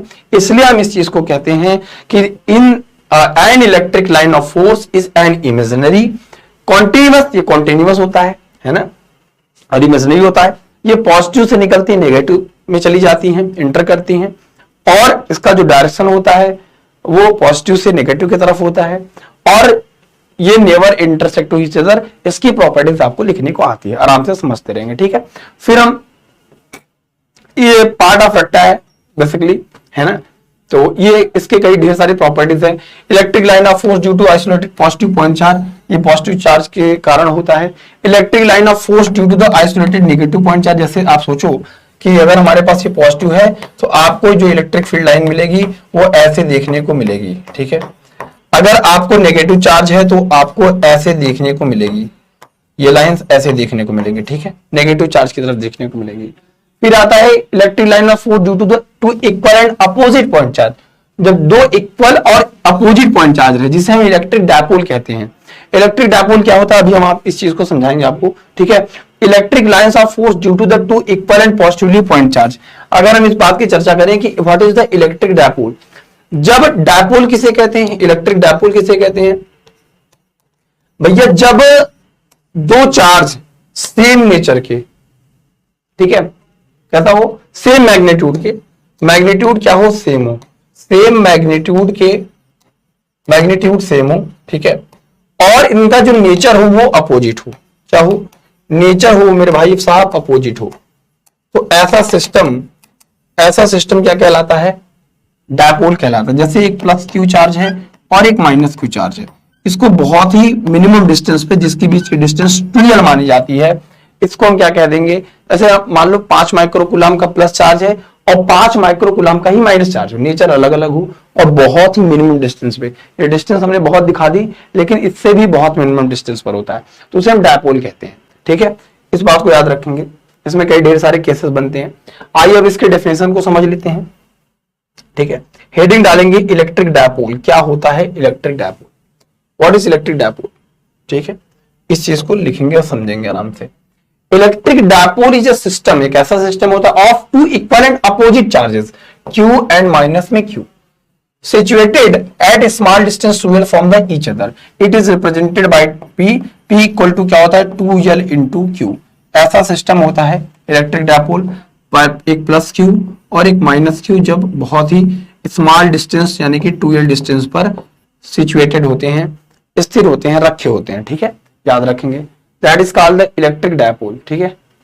Electric field due to an electric dipole, इसके बारे में दो केसेस है जिसकी प्रूविंग आप ये देख पा रहे हैं। इसकी जो प्रूविंग होती है ये आपके एग्जामिनेशन में आपको प्रूविंग पूछी जाती है, यहां तक फिर नोट कर लेंगे आप लोग, स्क्रीनशॉट लेंगे। इलेक्ट्रिक डायपोल क्या होता है, ऐसा एक सिस्टम जहां पे सेम मैग्नीट्यूड के अपोजिट नेचर के चार्ज को बहुत ही मिनिमम डिस्टेंस पे रखते हैं, उसे हम क्या कहते हैं, इलेक्ट्रिक डायपोल कहते हैं, ठीक है। That is called electric dipole.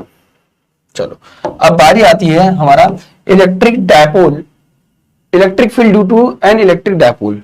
इसमें दो कंडीशन आता है, इसकी प्रूविंग आपको एग्जामिनेशन में देखने को ही मिलती है ना। Eight axial position, eight equatorial position. पहला केस वो हम पहले प्रूव करने की कोशिश करेंगे, फिर दूसरे केस को प्रूविंग करने की कोशिश करेंगे। आप सभी को पता है कि डायपोल क्या है, तो सबसे पहले अगर आपने माइनस क्यू चार्ज लिया और प्लस क्यू चार्ज लिया और इसको बहुत ही मिनिमम डिस्टेंस पे रख दिया। अब कह रहा है कि एक्सियल पोजीशन मतलब एक्सिस के अलोंग लेना है, यानी कि एक्सिस के अलोंग यहाँ पे दूर किसी भी पॉइंट पर आपको इलेक्ट्रिक फील्ड इंटेंसिटी क्या करनी है, फाइंड करनी है।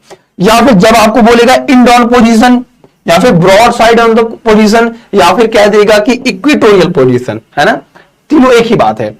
अब जैसे अगर आपको डायपोल, पहले आप डायपोल बनाएंगे, माइनस क्यू और प्लस क्यू ले लिया, ठीक है। अब यहां पे इसका सेंटर होगा और यहां से यहां तक की डिस्टेंस यल है और यहां से यहां तक की डिस्टेंस अगर यल है तो ये पूरी 2l होगा। अब इसके परपेंडिकुलर टू द एक्सिस, यहां पे परपेंडिकुलर और यहां पे दूर किसी भी पॉइंट पर आपको इलेक्ट्रिक फील्ड की इंटेंसिटी निकालनी है due to dipole at equatorial position, at axial position, axis के along, that is the axial position, ठीक है। या फिर इसे कहते हैं एंड ऑन पोजीशन, एक ही बात है। तो चलिए एक एक प्रूविंग करते हैं। तो देखिए प्रूविंग में दो तीन चीजें बहुत महत्वपूर्ण है आपके। एक तो मेरे भाई सबसे पहले डायग्राम आप बनाते हैं तो डायग्राम से ही आपको 50% से ज्यादा मार्क्स आपको एग्जामिनर ऐसे ही दे देता है, ठीक है, सिंपल है। तो यहां पे हम लोग क्या काम करेंगे, अपन लोग माइनस क्यू ले लेंगे सबसे पहले, ठीक है, और इससे कुछ डिस्टेंस पे अगर हमने ले लिया प्लस क्यू, और भाई यहां से यहां तक की डिस्टेंस अगर कितनी हुई यल, फिर यहां से यहां तक की डिस्टेंस कितनी होगी यल। अब आपको पता है पूरी डिस्टेंस 2l है। एक्सिस के अलोंग मतलब अगर हमने कहा कि इस पॉइंट पर हमें इलेक्ट्रिक फील्ड की इंटेंसिटी निकालनी है, मान लिया हमें पॉइंट P पर निकालनी है, सोचो यहां से यहां तक, इसके सेंटर से यहां तक यहां की डिस्टेंस अगर हमने r लेट कर ली, और आप सोचिए यहां जिस पॉइंट पे ये चार्ज रखा है उस पॉइंट को A मान लिया, जिस पॉइंट पे ये चार्ज रखा है उस पॉइंट को B मान लिया, आराम से समझिए, ठीक है। ये भी नहीं दिखाई दे रहा क्या, थोड़ा सा बड़ा कर लेते हैं, ठीक है। इस पॉइंट को हमने मान लो B मान लिया, ये पॉइंट P है, ठीक है। अब अगर माइनस क्यू से P का डिस्टेंस आपको निकालनी है तो यहां से यहां तक तो R है, फिर ये सेंटर क्या है हमारा O है, और इस एक्सिस के अलोंग है तो एट एक्सियल पोजीशन। सबसे पहले हेडिंग डालेंगे at axial position, electric field intensity due to dipole at axial position, ये आपका हेडिंग होगा, एट एक्सियल पोजीशन, ठीक है, एट एक्सियल पोजीशन, ठीक है। ये आर है और माइनस क्यू यानी कि ए से पी की जो डिस्टेंस होगी ये यल इसमें ऐड हो जाएगा, तो टोटल जो डिस्टेंस आएगी आपकी वो आर प्लस एल आएगी। डन। फिर अगर हम बात करेंगे कि प्लस क्यू से यहां तक की डिस्टेंस कितनी होगी सर, ये बता दीजिए। तो प्लस क्यू से यहां तक की डिस्टेंस, एक तो यहां तक आर थी और आर में से ये वाला एल निकल जाएगा, तो ये आर माइनस एल हो जाएगा, बस और हो गया खत्म। आराम से देखते हैं, अगर हम माइनस क्यू के कारण इलेक्ट्रिक फील्ड इंटेंसिटी निकालेंगे, इस प्लस से E1 के इधर आएगा बाहर की ओर, अगर हम प्लस क्यू की तरफ निकालेंगे तो ये प्लस क्यू से अवे फ्रॉम द, और ये क्या हो जाएगा E2 इधर की तरफ आएगा, सीधी सीधी बात है, away from the negative charge, sorry away from the positive charge और टुवर्ड्स द नेगेटिव चार्ज। अगर इसके लिए करेंगे तो E1 इधर की तरफ और E2 इधर की तरफ, ये डायरेक्शन हो गया। डायरेक्शन दिखाना भी बहुत सही चीज है कि आप डायरेक्शन को दिखाएं, ठीक है। तो चलिए अगर हम एक एक चीजों पे पहलू पे बात कर लेते हैं तो ठीक है, चलिए प्रारंभ करते हैं आज का युद्ध, विश्व युद्ध प्रारंभ करते हैं, ठीक है। अब इसके बारे में थोड़ी सी लैंग्वेज आपको लिखनी पड़ेगी, ठीक है। लिखेंगे कंसीडर या फिर let consider A B dipole, ठीक है। मतलब जो जो आप डायग्राम में दिखाए हैं उस चीज को आपको थोड़ा सा लैंग्वेज भी लिखना पड़ेगा, ये प्रूविंग का पार्ट होता है, ठीक है, इसमें कोई इशू नहीं है। लिखेंगे लेट ए बी डायपोल, ठीक है, which consist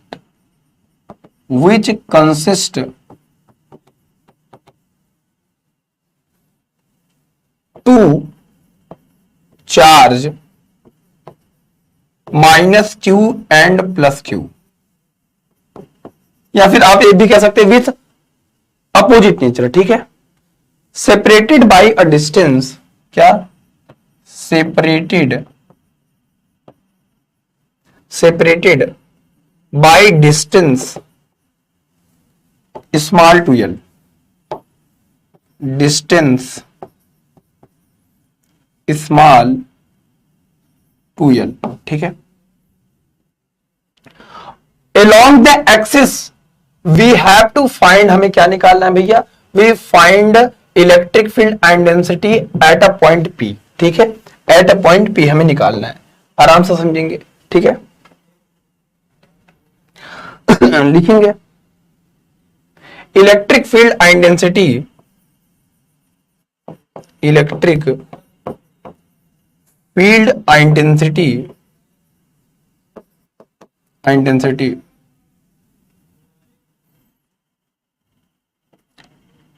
due to minus Q charge, तो हम क्या निकालेंगे E1 equal to 1/4 pi epsilon naught. भैया चार्ज क्या है, माइनस क्यू है, ठीक है, हमें तो चार्ज ही तो निकालना है, आराम से देखेंगे।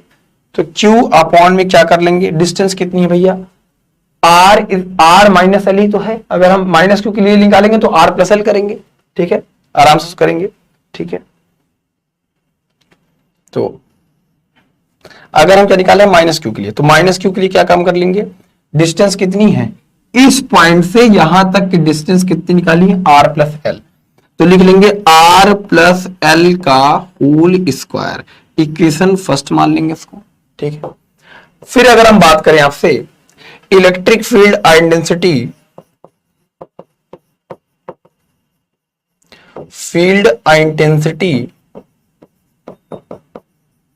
Due to plus Q charge, अब प्लस क्यू चार्ज के लिए क्या निकालेंगे, E2 equal to 1/4 pi epsilon naught, plus Q charge के लिए कितना है भैया, यहां तक की डिस्टेंस कितनी है, R माइनस एल का होल स्क्वायर, इक्वेशन सेकेंड, आराम से E1 और E2 हमें मिल गया। अब हमें निकालना क्या है, नेट इलेक्ट्रिक फील्ड इंटेंसिटी, किसके पॉइंट पर भाई, सोचो कि जब भी कोई एक इलेक्ट्रिक फील्ड इंटेंसिटी इधर की तरफ है E1 और एक इलेक्ट्रिक फील्ड इंटेंसिटी E2 इधर की तरफ है, ठीक है।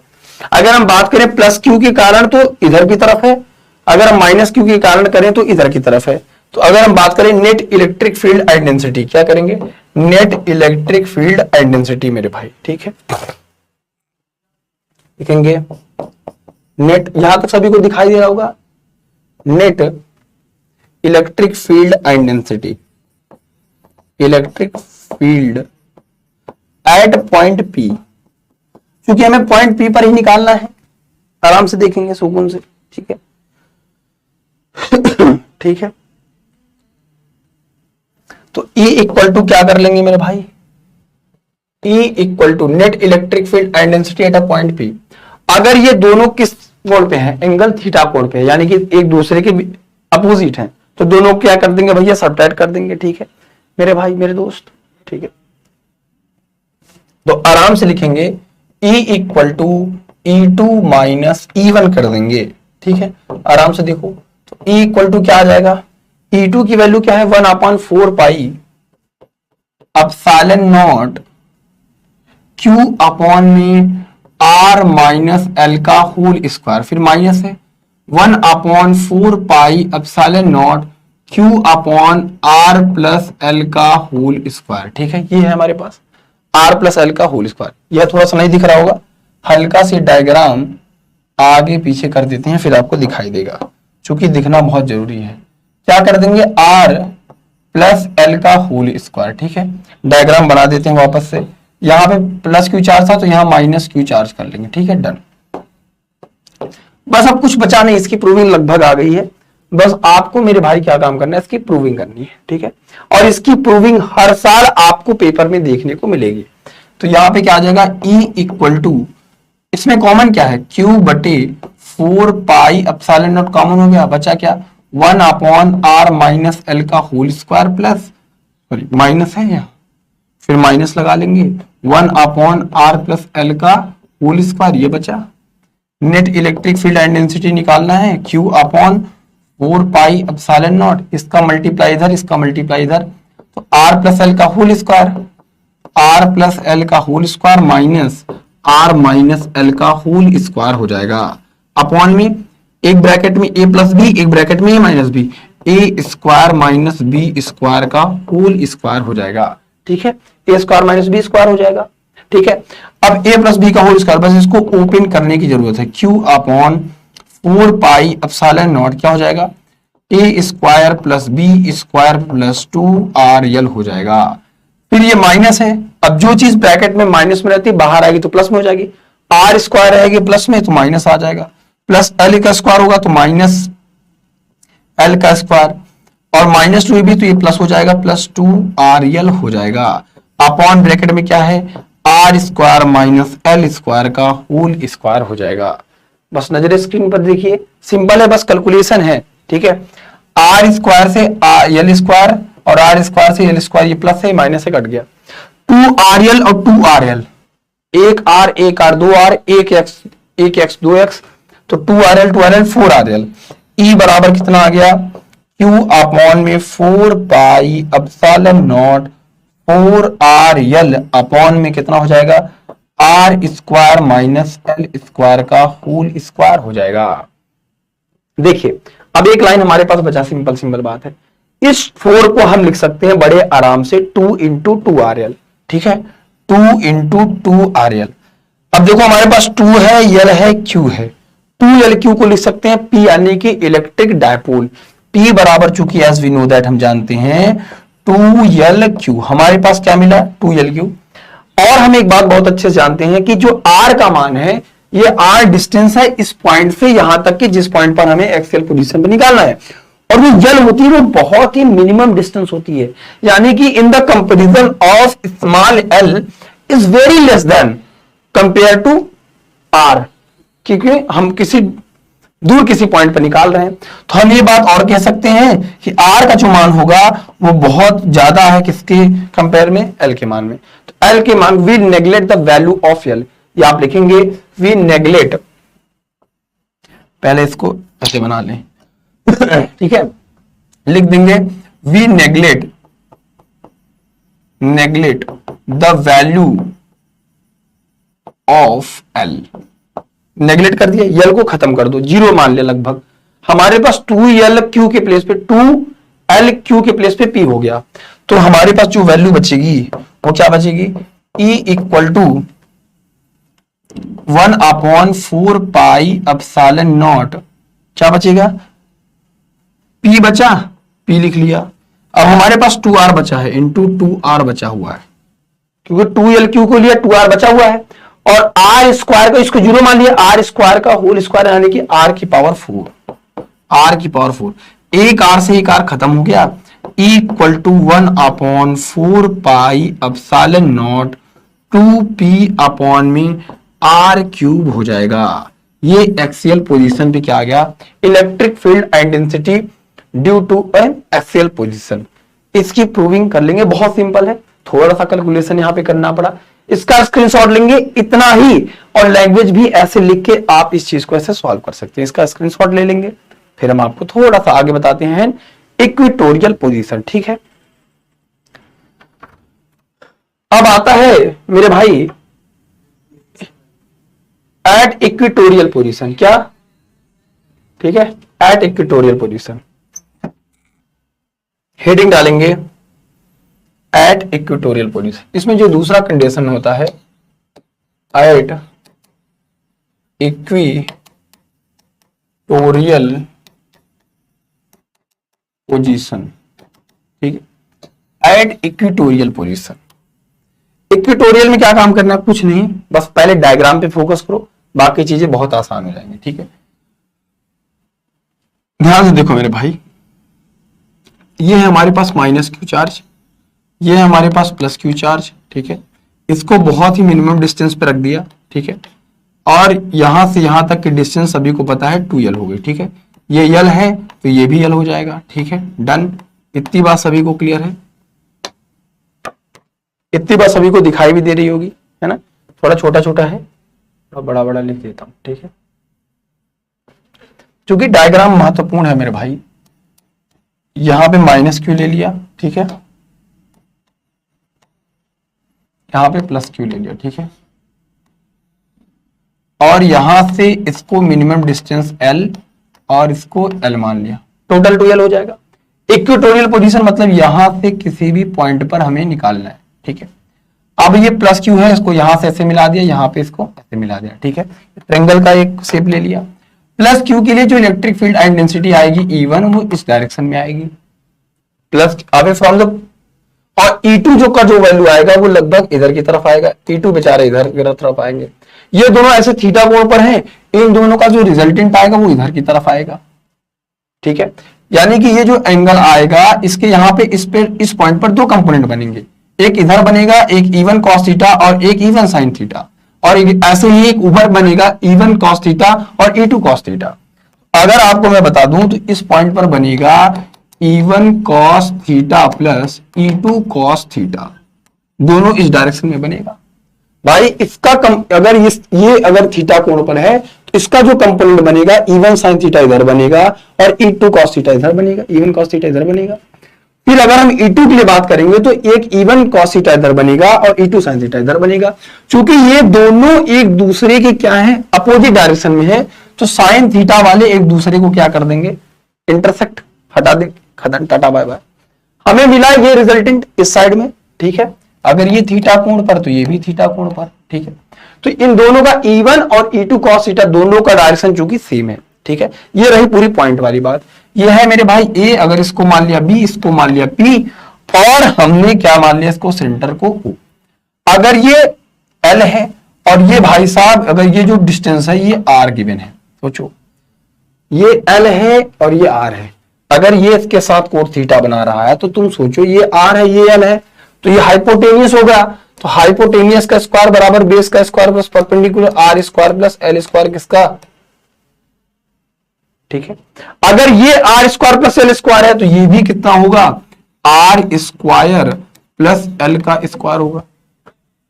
ठीक है, यानी कि P से A की distance R square plus L square, P से B की distance under root R square plus L square. सारा डायग्राम आपके खोपड़े पे। ठीक, सेम चीज लिखेंगे जैसे आपने यहां पे लिखा था एक्सियल पोजीशन के लिए, सेम प्रोसेस आप लिखेंगे किसके लिए, इक्वेटोरियल पोजीशन के लिए। ठीक है, ठीक है। सेम पोजीशन लिखेंगे किसके लिए, इक्वेटोरियल पोजीशन के लिए, ठीक है।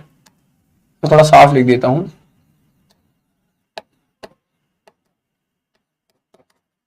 इक्वेटोरियल पोजीशन, ठीक है। आराम से लिखेंगे कंसीडर और लेट, ठीक है। Let an electric dipole AB which consist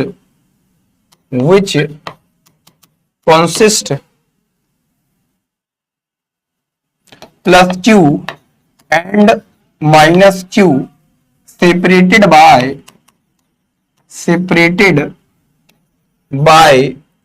small distance to L, ठीक है। we find at equatorial point on A P, ठीक है। तो इसके लिए क्या निकालेंगे, electric field intensity due to, hence electric field intensity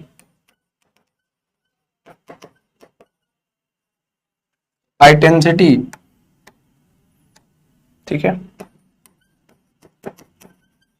due to plus Q charge के लिए E1 equal to 1/4 pi epsilon naught, Q की वैल्यू ये क्यू रखेंगे, क्यू अपॉन आर का स्क्वायर, आर की वैल्यू क्या है √r² प्लस l स्क्वायर, तो क्या लिखेंगे Q upon R square plus l square, under root में था तो स्क्वायर करेंगे इसका तो अंडर रूट हट जाएगा, सिर्फ ये आ जाएगा, ठीक है। इसको इक्वेशन फर्स्ट मान लेंगे, ठीक है मेरे भाई। अब इसका जो डायरेक्शन होगा वो फ्रॉम P से away from the point P होगा। फिर बात करेंगे इलेक्ट्रिक फील्ड इंटेंसिटी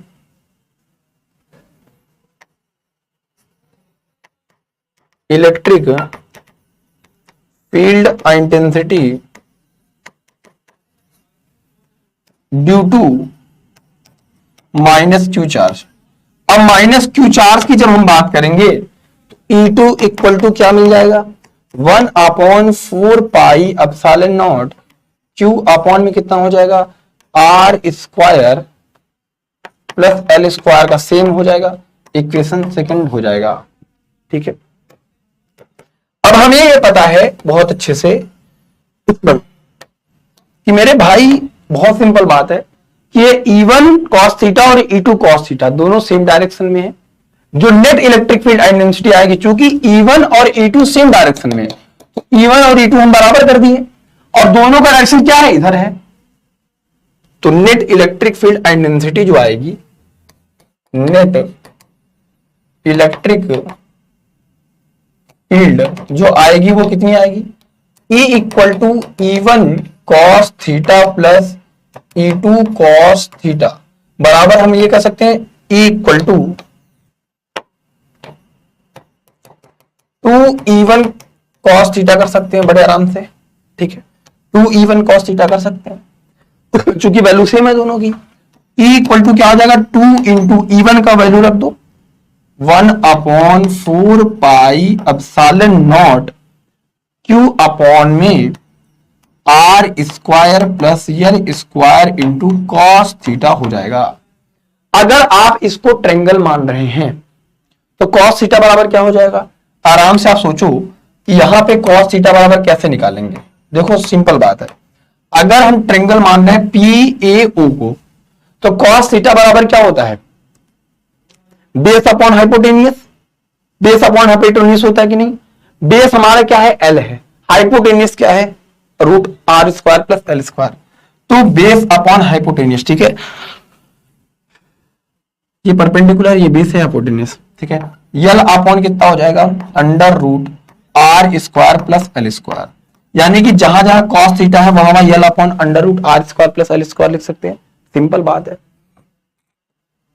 बस E इक्वल टू क्या हो जाएगा, 2 into 1/4 pi epsilon naught r square plus l square, और क्यों ऊपर था ही कॉस थीटा मतलब L upon r square plus l square का पावर इसको लिख सकते हैं R square plus L square का पावर 1/2 कर दिया, रूट है तो पावर 1/2, सिंपल बात है, आराम से देखिएगा सुकून से, ठीक है।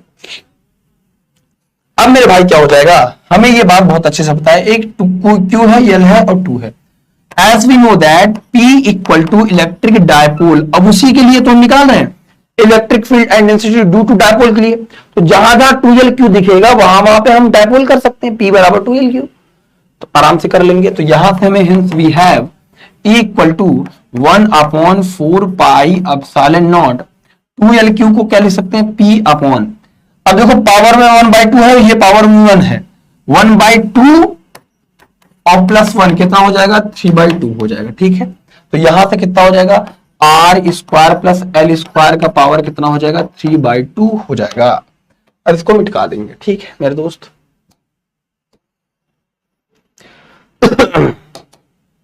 ठीक है, अब यहां से क्या मिलेगा हमको, वी हैव, नाउ लिखेंगे वी हैव, हमें क्या मिलता है भाई साहब, नाउ वी हैव, हमें क्या मिलता भैया कि आर की जो वैल्यू होती है वो एल की कंपेयर में बहुत बड़ा है, तो we neglect the value of L, L को फिर से नेग्लेक्ट कर देंगे जैसे हम एक्सेल पोजीशन में किए थे।